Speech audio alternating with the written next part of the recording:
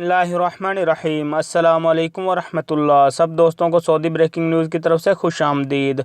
आज हम आपको बताएंगे कि मक्कातुल मुकर्रमा, मदीना मुनव्वरा और रियाद में वैक्सीन लगवाने की डेडलाइन जारी कर दी। वज़ारत बल्दियात ने मक्कातुल मुकर्रमा, मदीना मुनव्वरा में हज उम्रा शोबों में खिदमात अंजाम देने वालों के लिए कोरोना वैक्सीन लगवाने की शर्त आयद कर दी।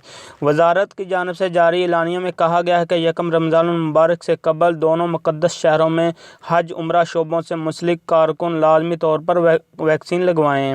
वेब न्यूज़ सबक न्यूज़ के मुताबिक वज़ारत बल्दियात की जानिब से जारी होने वाले एलानिया में मज़ीद कहा गया कि मज़कूरा शोबों में काम करने वाले कारकुन वैक्सीन ना लगवाने की सूरत में मुकर्ररा तारीख के बाद हफ्तावार कोरोना टेस्ट करवाने की पाबंद होंगे, जिसके जुमला अखराजात इनकी कंपनियां मसूल होंगी। हज उम्र के ओवरसीज़ की पेश नज़र मक्कातुल मुकर्रमा, मदीना मुनव्वरा में तजारती इदारों में भी काम करने वालों को वैक्सीन लगवाना होगी।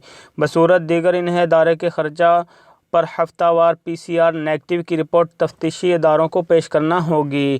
ख्याल रहे कि कबल अज़ होटल और बार्बर शॉप और ब्यूटी पार्लर के मुलाज़िमीन के लिए यकम शवाल की डेडलाइन मुकर्रर की जा चुकी है। इसी दौरान अगर इन्होंने वैक्सीन नहीं लगवाई तो इन्हें कोरोना टेस्ट हफ्तावार बुनियादों पर पेश करना होगा।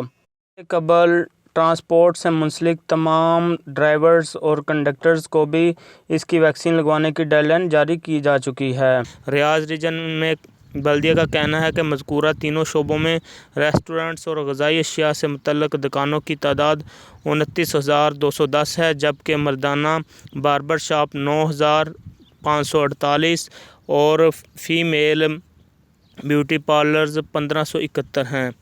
बल्दिया का कहना है कि तीनों शोबों के मालिकान के पास दो ऑप्शन हैं, या तो वो मुकर्ररा मुद्दत के अंदर कोरोना से महफूज रहने के लिए कारकुनों को वैक्सीन लगवाएं, या दूसरा ऑप्शन को इस्तेमाल करते हुए तमाम कारकुनों का हफ्तावार कोरोना टेस्ट PCR जिसके अखराजात अदा करना होंगे। इस तरह की मज़ीद अपडेट्स हासिल करना चाहते हैं तो हमारा Saudi breaking news channel subscribe करें और वीडियो को लाइक करें और अपने दोस्तों के साथ शेयर करना ना भूलिए। जज़ाकुमुल्लाह खैरा। अस्सलामु अलैकुम व रहमतुल्लाह।